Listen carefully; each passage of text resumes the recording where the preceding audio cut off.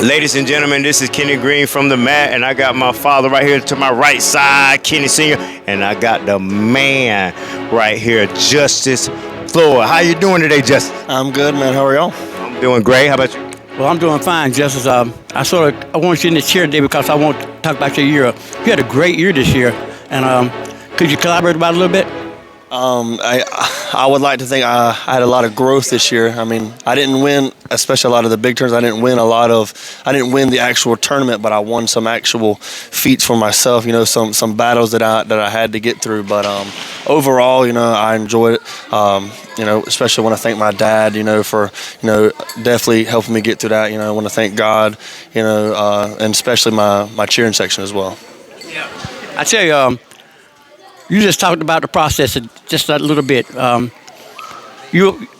fighters, they think about it right now. They want to be good right now, and what you got, they want world class results with backyard training. Okay, and you hit the hammer. That you took a step closer towards your goal, right? That's smart. Okay, what were those steps that you made? Those landmarks you made this year? Well, first off, my biggest thing has always been, you know, inside my mental game up here, my physical fighting game. That's always been where it needed to be. You know, it's never left me. It's just this, you know. So throughout the year, with all my wins that I've had, whether if it's a fight win or whether if it was a tournament or a division, whatever it was, I definitely had to get my mind right, but that comes with the experience of the tournament. So, like, I want to say this year we did like 21 tournaments, you know, and all of them, you know, I did multiple fighting divisions. So, win or lose, you know, or technically there ain't really no losing. You win or you learn. So if I win, we don't ever focus on, you know, what we did right. So even if I fought throughout the whole day and I didn't lose a fight, when we get home, we don't talk about what we did good, what we did right, you know. I mean, maybe later on, you know, we'll talk about it, but the first thing we talk about what we could have done better or what we need to work on, especially in the losses that we had.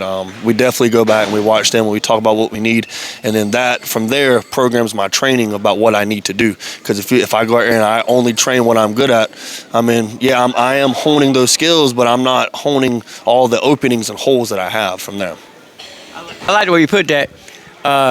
You win and you learn. Okay, that's a good message to send. This year on the TCT circuit, man, you were pitching a shutout, and I mean, I was for you. I want you to sweep that whole circuit, man. What you've done is an incredible feat. Talk about that a little bit. On the NASCAR circuit. On the TCT circuit. That TCT circuit. So on the TCT circuit, like I said, I kind of fought mainly the same guys, Malik, Timmy every once in a while. So it was mainly Malik, Troy, and Brackett. So, you know, shout out to them guys. You know, they grinded all year long. You know, they definitely put the work in, and it showed on the mats. And but that was kind of that same way. Even fighting them, I think all year in TCT wise, I think the only fight that I lost was against Brackett in that first tournament when I lost to him. I would say it was like 12-10 or something like that. It was at what's his name? I can't remember the tournament, but I think that was the only fight I lost.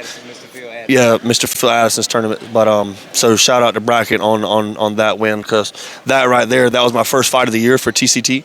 So that right there kind of just kick-started me into my year about, you know, that these dudes, they ain't the same as what they were each tournament. They getting better. So definitely, you know, mental-wise, I got to start picking up on my game as well. But same thing as NASCO. Even though his was the only fight I lost all year, even with all the other wins, I still go back and watch, okay, I had this hole. All right, now I need to fix it. Or this person, they keep scoring with this technique on me, so now I got to work how to defend that technique. So when I go back, I've made those adjustments and I'm ready. You know, you're in a unique position because you right now are the undisputed. You got the bad mofo belt. That's what we call it, the bad mofo. And we're going to do undisputed between now and June. I know that for a fact, and we're going to have you back here to defend that. The baddest mofo. Also, how do it feel, you know, being the mark that everybody's trying to get to? You know, you don't have no Saturdays off. Every day is you getting everybody's best. How you feel being the hunted? That's what I'm. is definitely truly a blessing. Like this position wasn't given to me. I've one thing I can definitely remember, especially being in this building. This building brings back memories. I can remember all the tournaments where Malik was banging on my head and my body. So I'd cry every time I come to this tournament. So it's definitely moments like that that's kind of shaped me into the fighter that I am. So in this position, I'm super blessed. I understand that it wasn't give to me. I wasn't lucky, and I had to put in my work. I had to put in my time, just like everybody else did. But I'm super grateful to be in this position. I tell you, man, it's an honor to be in the position you are. A lot of people want that position. You're the talking in everybody's ear. Justice Floyd, well deserved. Like I said, you earned that spot. What are your plans for the future? I know I talked to your dad earlier. He said you haven't made a schedule yet, but in general, are you going to follow the same schedule next year, or you're going to change? Are you going to change some? Tournament season wise, I think we're going to kind of do the same TCT tournaments, because that's what our base school does, our home school, and NASCA wise, every like maybe one or two tournaments we always change. We want to do a different one and want to experience all of them. But tournament season wise, TCT it'll be about the same. Maybe some other small local ones if we ever have a weekend off. But NASCA wise, some of them will be the same, and then every year we usually change one or two that we didn't get to do the year before. So yeah, it'll be about the same. Question? Oh, no, you pretty much hit everything. The only question I have, is you fought a lot of good competitors, this whole year. I followed you, this whole year, especially like NASCAR tournaments, because I was there live when you fought local in the TCT tournaments and stuff. I did commentate some of your fighters, but traveling in the NASCAR circuit, you won some. Now, don't get me wrong, you beat some big names and you lost to some big names. And I just want to know, what was your toughest fight, or who was your toughest component in the NASCAR circuit? Obviously, my toughest component has always been Bailey. I fought him 2, 3, maybe 4 times. So if I had to not say Bailey, because right now he's the GOAT of the sport right now. You know what I mean? So if I had to not say Bailey, because that's the obvious answer, I would probably have to say I fought Tyreek Saint. He's a good fight for me. Kevin, it's always like fighting myself. So not only is that a hard physical fighting game for me, it's always a hard mental fighting game, because it seems like you would know all your flaws, because when you're fighting someone that kind of looks like you, but then when you actually have to execute it, then it's a different situation. So Kevin Walker is a big one for me.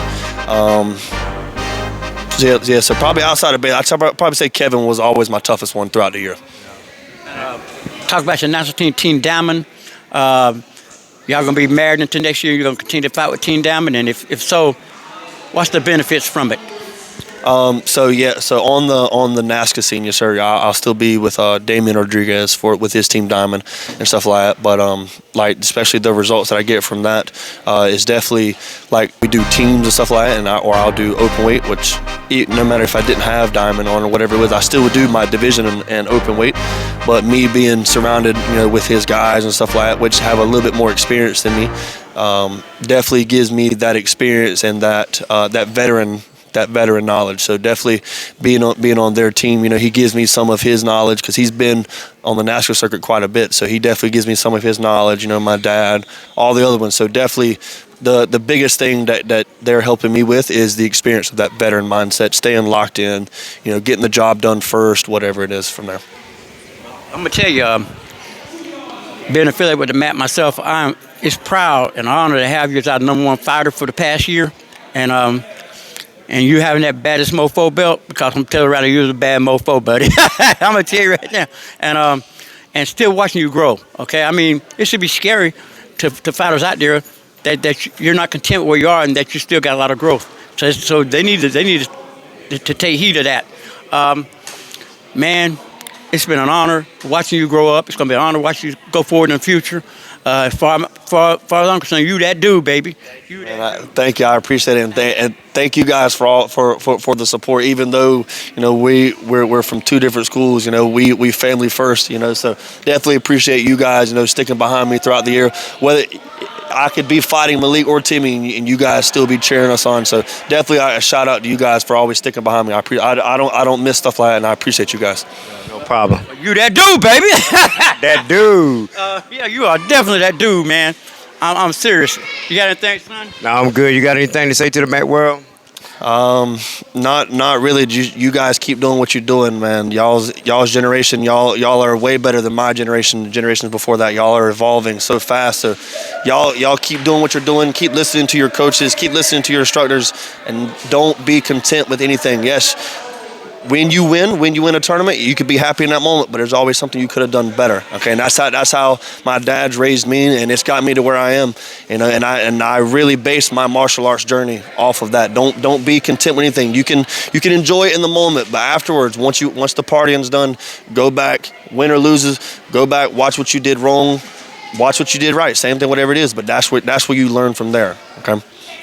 And there you hear it from Justice Floyd, and this is the Matt, and we are out.